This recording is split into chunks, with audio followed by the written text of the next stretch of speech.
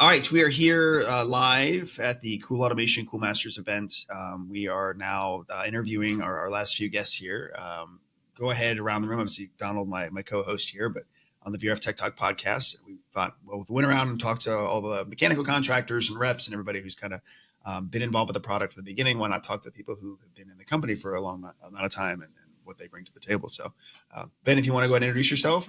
Hey, I'm Ben Shipley. I'm VP of North American Sales for Cool Automation. Been here with the company for about 4.5 years. I'm looking forward to talking. Good. Hey, I'm Roy Mukhtar, VP of Products for CoolAutomation.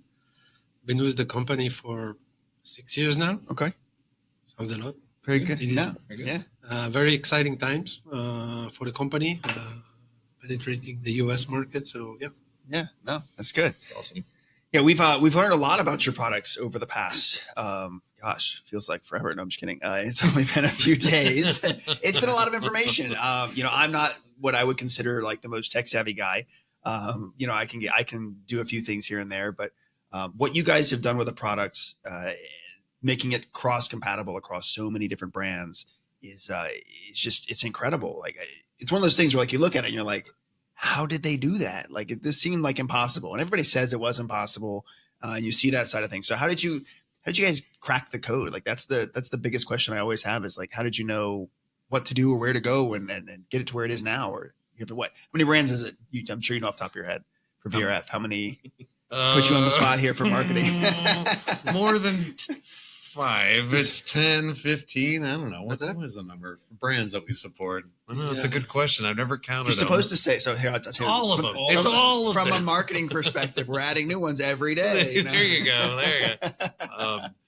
All the important ones, I would say. Yeah.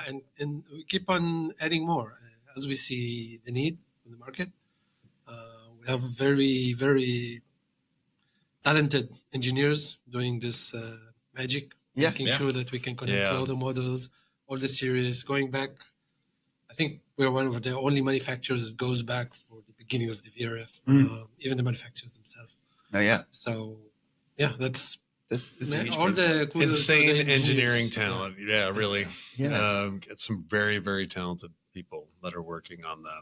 No, that's very cool. Patient too. I can't imagine what it's like to figure all that out. I know. I look at the lines of data and I'm like, man, to get from that, because David was showing me, how the product was commissioned before, right? And then it's knowing those command prompts and then entering them in and then evaluating the data and going back and forth. And I'm like, man, I feel like a hacker now. There's nothing I can't do. But then you look at the product now, and everything's auto discovery. It's literally plug and play, which was probably the most surprising thing I saw.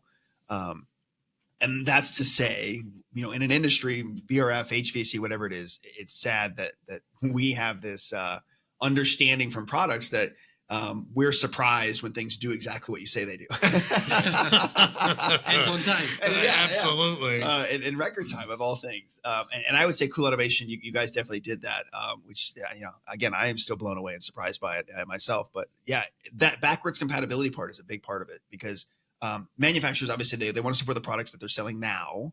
But the other side of that, too, is there's a lot of equipment out there that is old, that isn't being maintained correctly, that is having a bunch of problems. And it just has never had the chance to have this kind of data provided to anybody, right? So, like, we talk about the VRV2 days, and I just got an email today that we've got an REMQ96 that, like, hey, we want more data, but, like, the service checker just isn't it. Yeah. But we can provide a cloud device in the modern age to a piece of equipment that's 15 years old. Yeah, I'm going to say, the backwards compatibility, but coupled with what you just said there, it being connected up to the cloud is amazing how many manufacturers out there don't offer that ability to be able to remotely connect with that data and get. And with that, it's usually you got to buy this product plus the legacy product plus the adapter for the legacy product and then a subscription service. And we've never tested them all together, but we say they work. Right. And then you get out in the field and you're like, this doesn't work. Yeah, exactly. And then you only get partial the data, right? With the CoolMaster product, like it's crazy that everything comes through. Not, this doesn't support that model. Sorry. That is, I'll say that it's a consistent surprise whenever we're doing a presentation. They're always like, we bring out the service diagnostic data as well. And they're like, yeah. And then when I actually show them the data, they're like, oh, I can get all of that? All of that's available to me? And I'm like, yeah, all of it. Yeah, they'll make me prove it too. They're like, scroll down. I want to see what all the points are. One of the things that he showed me yesterday was like, you can get compressor run hours on this. I was like, yeah, absolutely. Yeah, but like historically, like only some indoor units on the Daikin side presented that information. You couldn't get run hours for compressors, right? But we put a lifespan of 10,000 hours or whatever it is on the compressor. But how do you know what it is? Yeah, and that was one of those things because, like, and that's one of those like closely guarded secrets where they're like, well, it's in the service manual, but you've got to go through 400 pages to find the little asterisk at the bottom of the page that tells you, setting mode 2 or setting mode 1, 51 or 52, whatever it is, to tell you compressor hours. And here at CoolAutomation, you guys are just like, yeah, we can see it, so populate it, right? Like it's there. Yeah. We're gonna pull it in. Like if we can see it, we're gonna give it to you. Yeah, 100%. There's no like tiered levels of like here's 50% of the data, and subscribe to get the 75%. We're not hiding anything. Elite platinum membership, you get all of it. Yeah, I mean that's a good point. Philosophically, we're like we want to provide that accessibility, right? And make it available as possible. Yeah, for anybody who wants to get into it, right? So. Agreed. If we see it passing by, we'll bring it over. And the other thing that I would say was consistent across everybody who's come in here and talked to us, is that the level of support.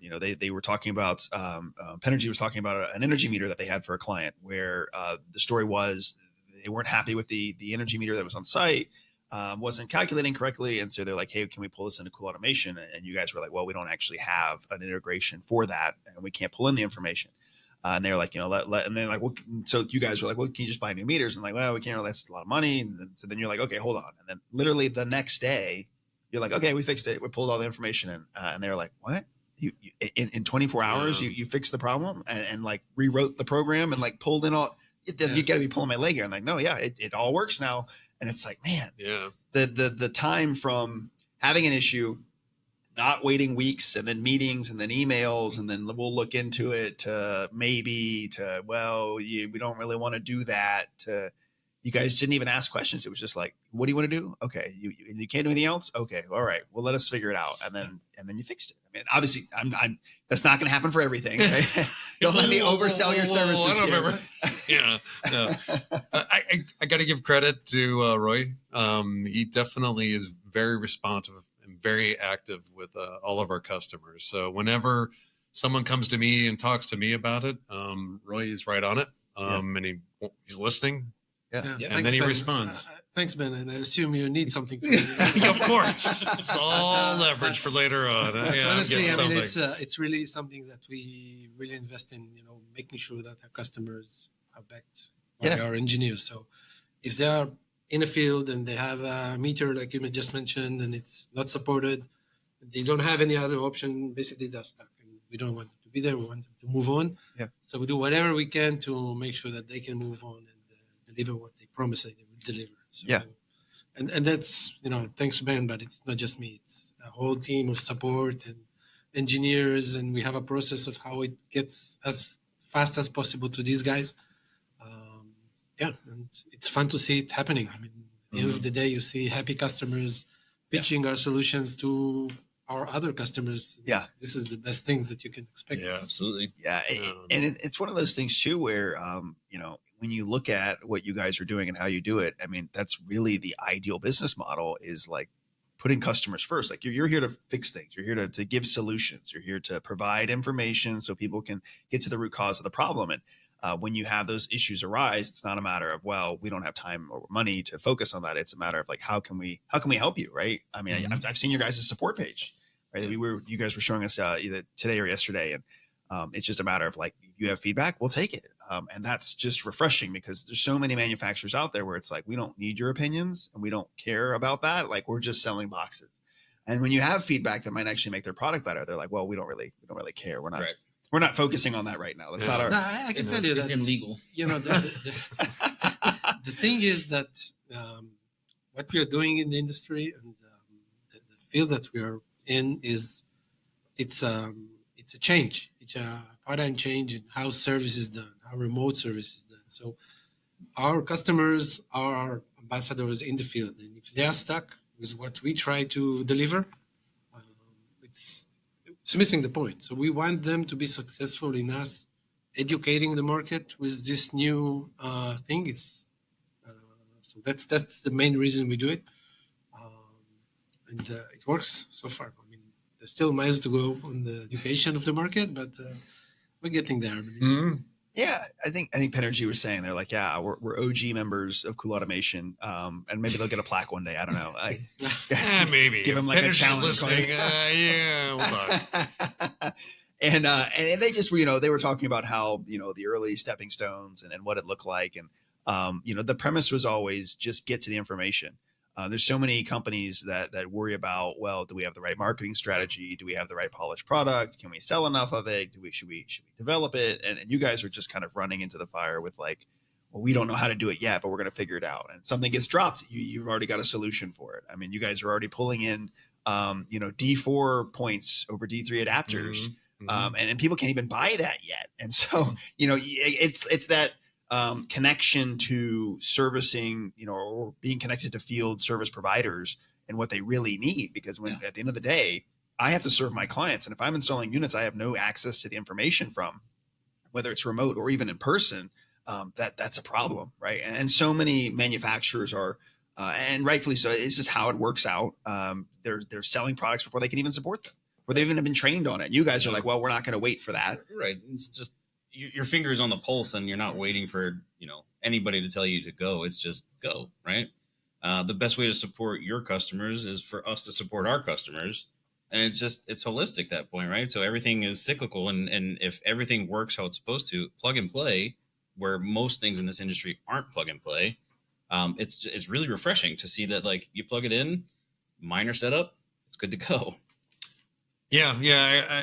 I'll add, I've been in the controls industry for about 20 years. And when I was actually interviewing for CoolAutomation, I actually was not familiar with the product at all.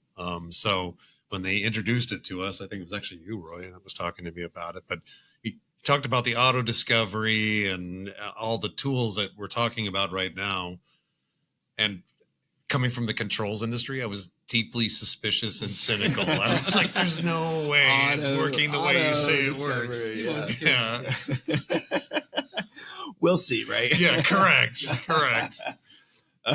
It can see there's something out there and they have no idea what it is.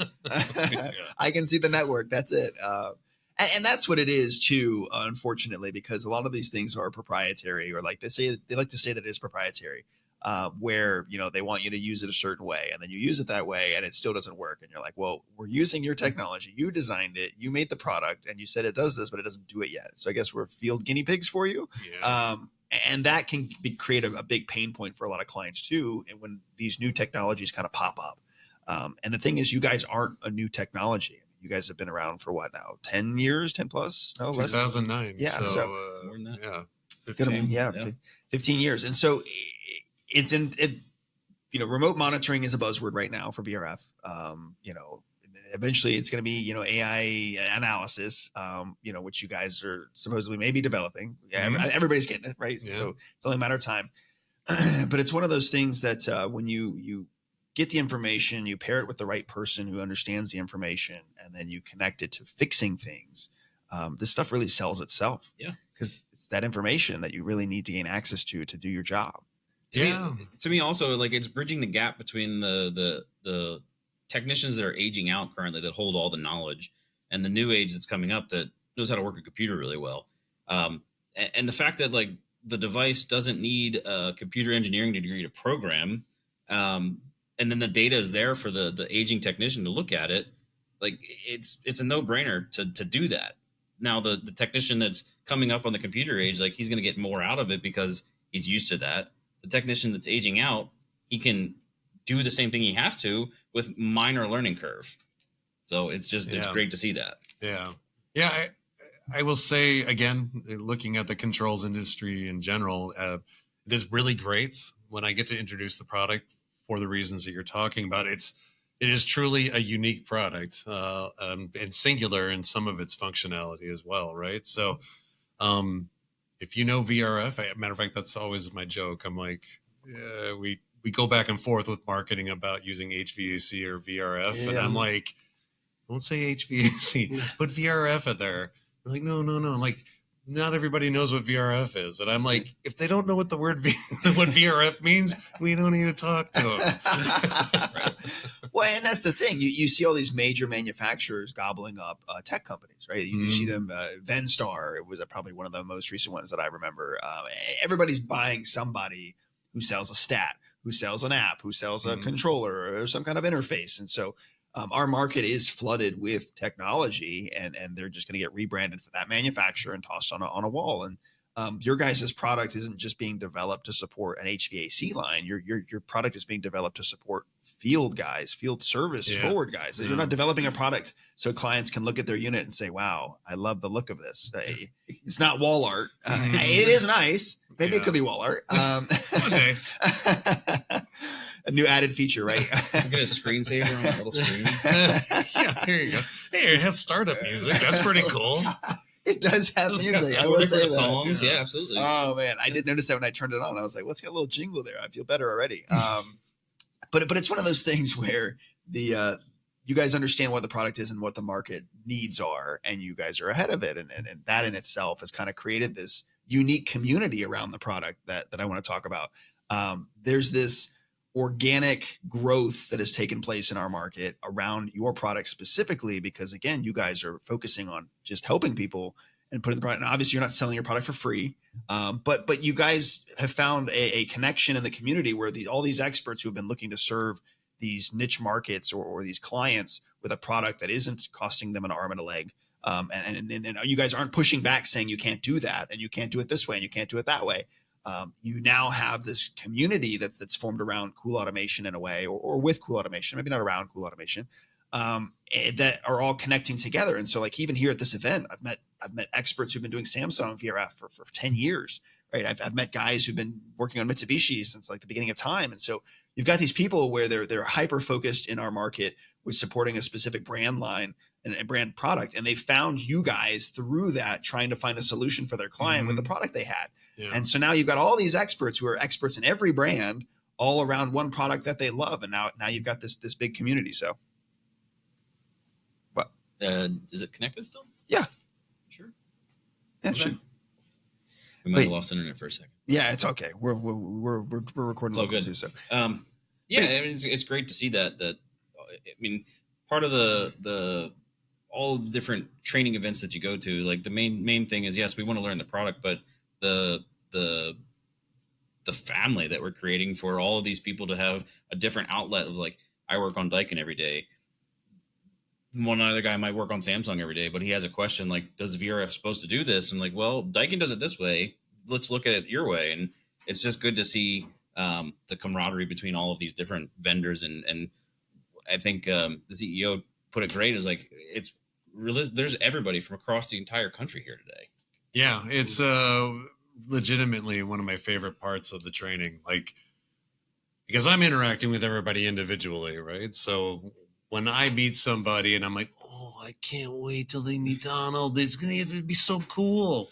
And then just watching that mind share happening back and forth is it's just it's exactly what we want to see. That's our vision, a community. It's really nice, sitting at the back of the room, see 50 people coming from different organizations, different states, different companies, but basically they're all looking for the same thing. I mean, and it's really, I was really happy to see it. It's growing. I mean, when we initiated this program, was it 2 years ago? Mm-hmm.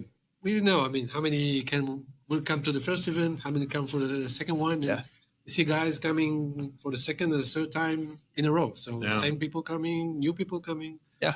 It's really a community that teach yourself how to use and how to leverage the tools. I mean, I literally found the product from talking with Donald about it, because he's controls guru of our group, a small circle that we have, and from there it was like, okay, and I was like, screw it, I'm just gonna message Ben on LinkedIn and be like, hey, I remember that. can we get together at AHR? And then I stopped by HR. Then I got dragged into an interview, and then David comes up and he's like, David stole all your thunder. So, he did. And so I made some videos with David, and then we started talking to David, and then David, he starts geeking out over all these things, and he's like, man, you got to meet this guy, and you got to meet that guy, and you got to meet this guy, and he starts making all these connections, and I've been super grateful because the people that you guys work with and who've been buying a lot of your products, they just out of nowhere, they would like, yeah, you can have access to it. Like, I don't care. Look at our buildings, look at our programs, don't touch this one. But look at all these other things, and giving me the overview and the insight that I need to look at it, to help maybe make some educational content around it, to teach other people emerging technologies and whatnot. And so it was really cool because it's funny because watching like DXS, they met you guys at HR the same time I did. Yep. And now look at them, right? Yeah. They're going to break 10,000 here 10,000 shortly. imminently. Yeah. Man, crazy. That's awesome. That's crazy. Now I haven't sold 10,000, which is okay. We're working on it. Yeah, We'll get you there. I'm a slow grower kind of guy. It takes time, right? I'll get there. But it's one of those things that, just you guys weren't like marketing. You weren't going out there and like trying to hit people over the head with your product. You literally just existed. And the people who have been looking for you for a while now found you. And from there, they just can't get enough and want to sell it, put it everywhere. Because that's the thing. There isn't anything your product doesn't fit a niche for, right? Yeah. It doesn't apply. There's so many buildings that I've seen in VRF where the controls contractor holds the building owner hostage with the controls they have. And it's like, we're not going to release it because it's proprietary, or it's lawn works, or whatever it is, licensing and all this maintenance fees. And it's just like, oh my gosh, there has to be a better way and a better product to get what we're trying to do across to the client. And I think, again, this is it in my opinion, by a long shot. So yeah, like my first experience with CoolMaster was back in 2015 when Nest was the end all means all that had to have a Nest and everything. And VRF was like, how do we do that? And nobody had a solution. And then all of a sudden, like, CoolMaster came out and said, hey, we have this thing that can do the API integration and it works fine. And I was like, great, let's do that. And then it worked fine until Nest said, we don't want to do that anymore. I was going to say, scramble. Bring this part in. It was a tough day when they decided that. But then, like, 3 years later, something else came out that he did even better. We didn't need cloud connection. We had a hardwired connection. And, like, we made the joke earlier that nobody really knows what the CoolWig is. And, like, that is our favorite thing ever. Oh, yeah. We love it. Yeah, you guys love the CoolWig. So what's bring us up to speed here, Donna. What is the cool the Cool WRG, the CoolWig is just it's a board about this big. Left side is conventional 24-volt stat. Right side is P1, P2 to any Daikin fan coil. Wow. It's fantastic. S1, S21 too, right? So you can do mini splits with it too. Love it. And it just meets a need for us specifically in our market. Is everybody wants a very particular thermostat, this Pelican wireless, and it's just, how do we get the VRF product on there that doesn't have an integration for it or didn't have at the time, working with this thermostat so that we could sell that product? And then that fell into our lap. We're like, we sell a ton of those.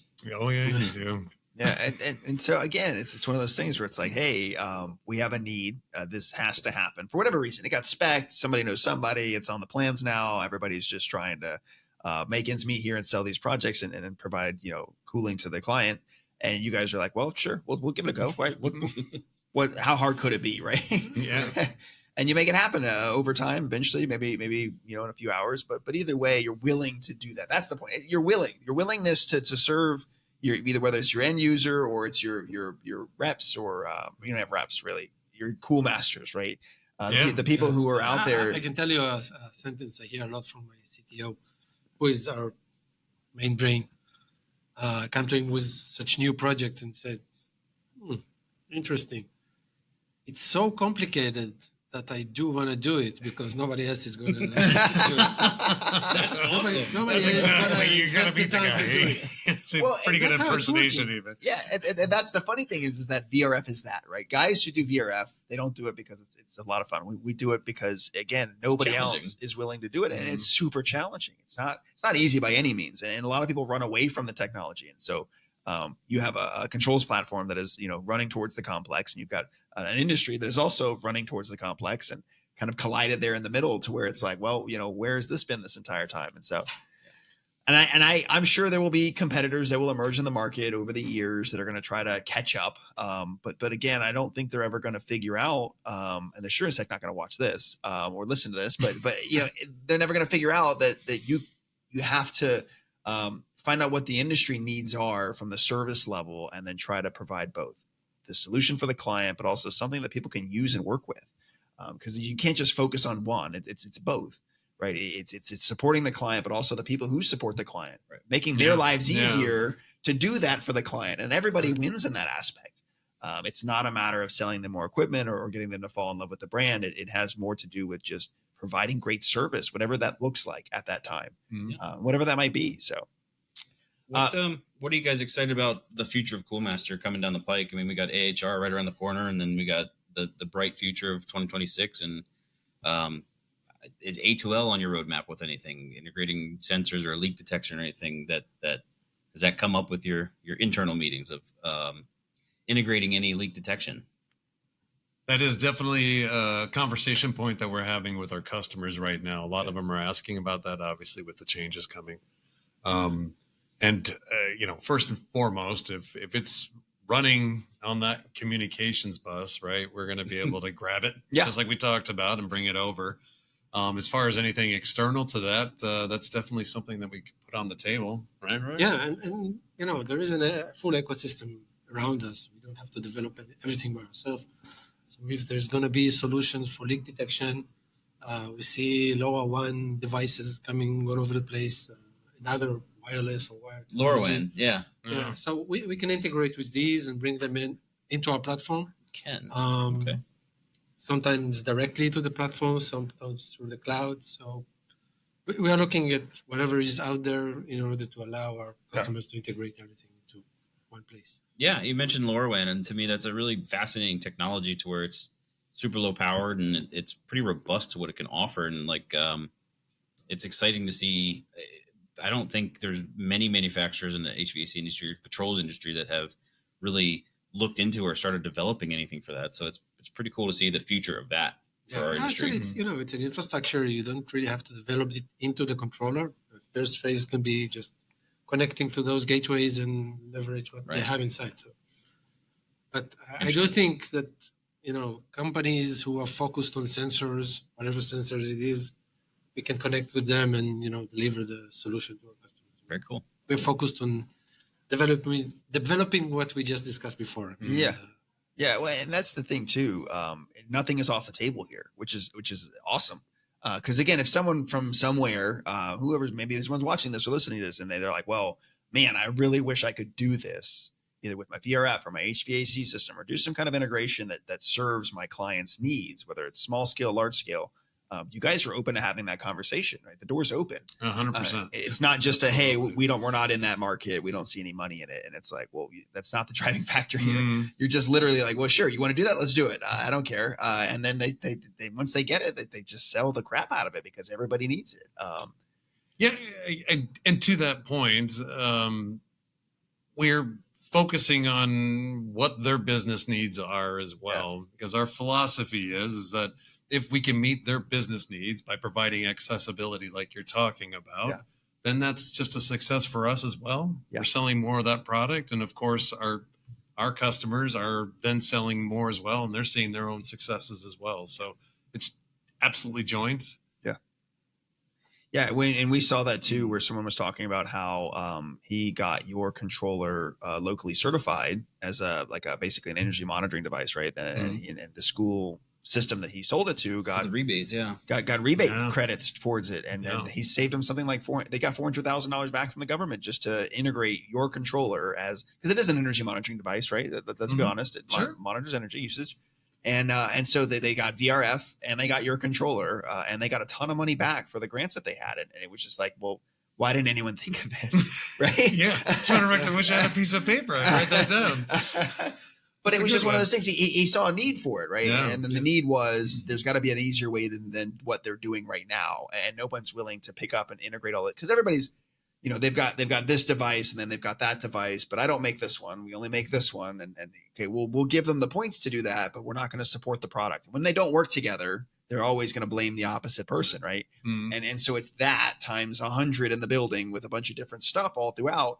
And let's be honest, controls contractors are selecting the brand names that they've done the most of, because anything new is scary. Yeah. And sometimes it's difficult. And so it comes down to well, how do we make this easier? And again, in my opinion, you just get CoolAutomation involved and figure it out. Oh man, he's doing so good for Yeah, you need to shut up. No, but it's true. Like to be able to be the all-in-one box for whatever VRF manufacturer you have on your job, and to be able to have that as the backnet device if there is a third party that has to be on top of it. Like having one device instead of potentially 3 to the same job is it's a no-brainer. It's way cheaper and it's smarter. Yeah, and not having you point the finger and say, well, it's not us. You figure it out. And it's like, well, that just right there is 3 months worth of emails and meetings until a client gets so mad Right. that they're threatening lawsuits, which is like the worst place you could ever be as a business owner, is being threatened with a lawsuit over something so silly as but they're just not willing to help. Yeah. And so just don't go down that road at all. And like I said, give CoolAutomation a call. Maybe not a call. Maybe it's an email. Yeah. Maybe it's a LinkedIn message. Who knows, right? Whatever form of communication that you use these days. So with that, is there anything maybe you guys want to talk about specifically? Again, we've talked about a lot of products today. Maybe something about The Edge, I think the Cool Master Edge. I don't know if it's come up in any of the previous conversations, but A little that's bit, our new product that's just been released a few months ago. I talked about our, and we've all been talking about focus on VRF, but the Edge kind of opens up new avenues. Yeah. Going from being able to communicate with your VRF system as well as other backnet communicating devices or equipment. So a DOAS, rooftop units, IAQ type of measurements that you might want to do. Yep. Bring all that in, kind of allows you to unify all that together very easily and straightforward. Yeah, and that controller is so small. Like it's mind blowing how you guys got all that to fit in one tiny little controller there. It doesn't look easy at all. It's proof of the power, right? Like it's this big, but it's this big in realistic terms. Yeah. It's super powerful. Yeah, like size is not everything, right? There you go. I am surprised that it came from you. That's definitely a Ben thing to say from what I've learned in these past few days. You must be I'm rubbing off spending on too much time with Ben. That's what it is. Yeah. That's what it is. And I am impressed you dropped that one. Good one, Roy. I'm proud of you. But it is that thing where it's like, and I've seen it already where I'm going into a hotel and it's like, okay, we have this check-in, check-out system. We have VRF, we have DOAS, we have maybe some refrigeration units off on the side there, and all these things that work together. Some boilers for on-demand hot water, maybe a boiler for the actual pool that's inside of the hotel. And so there are all these different control points kind of run all through a giant API they spent a ton of money on. And it's like, well, wait a minute, let's see, well, how do we get them the access to the VRF? Well, if I'm going to sell them the manufacturer controls, it's literally, $50,000 worth of devices, and it's this giant wall of controls. But then if we compare it to CoolAutomation, it's like, well, you're only in it for maybe 10 grand, if that. Yeah, it's a fraction of the cost. And then it's not just that. It's well, while you're at it, pull in your boilers, pull in your door check-in, check-out system, pull in your lighting controls. Yeah. I mean, you already do have some hospitality with like the Lutron integration, but is hospitality topic that comes up often is other hospitality platforms? You mean like PMS, like a reservation system? Yeah. That's a frequent conversation. And what we built on top of this platform, we're talking about the control side of things, but we have APIs as well that allow for us to transport that data back and forth between other software packages. Yeah, bring them back. Just another check mark on the long list of what it can do. I'm gonna have to start saying so. Kalos, we've got 375 employees, and we do carpentry to refrigeration, mechanical, electrical, parking lot painting to welding to general. It's easier to list the things that we don't do, and so I'm gonna have to start saying that with your product now. It's easier. The VRF world. It's easier to say what Cool Automation doesn't do than it is to I say do what want to you make guys a comment here because we are focused on serving the HVAC ecosystem mainly. Yeah. Less trying to become a full-blown BMS. Of course. And that's something that we're working on to make sure that there are some bounds. Starting controlling lighting and gates and elevators, it's far away from where we want to be. Of course. So yeah. Well, But in HVAC, yeah. Yeah. And it would be like one of those things where like, well, if it's a deal breaker, then sure, maybe we'll have the conversation of the scale or what that looks like. Obviously, it's not something that we would say, what does everything? It's more so of like, this is the market that it's focused on. And again, it's one of those things where when you start focusing on a lot of different technologies at the same time, you never really get great at any of them. And you just kind of have a subpar product that's like, it works sometimes, it works, sometimes it doesn't work, right? It depends on if it's storming outside or if the internet's slow, right? Yeah. And those technologies are the worst because they don't deliver what they say they deliver, right? And that's the point. Yeah. And so focusing on VRF, focusing on the HVAC market is extremely important. But knowing that where this product can go, I think that's more so of what we're talking about, right? It's the future of the product is kind of undetermined at this point. What it could become, what it could shape itself into, it's all based upon the needs of the market and what really it might fit its way into different spots. So, yeah, I agree. Yeah, good. Good. All right. Yeah. Well, if you guys don't have anything else, we won't try to keep you any longer. We appreciate you hopping on here and talking with us. It's our pleasure. And hosting us for these last couple of days. This is your event. So. It's been great. And of course, you guys are like the resident celebrities. Everybody wants to hang out with you. So. Everybody keeps saying that. We're like, man, I don't think we're that popular. We gained like 1 subscriber overnight. So. I better subscribe.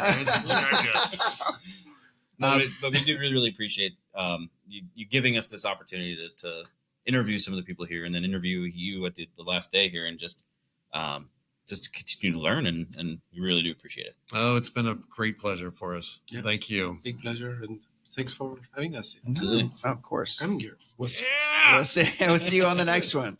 Appreciate it. Thanks.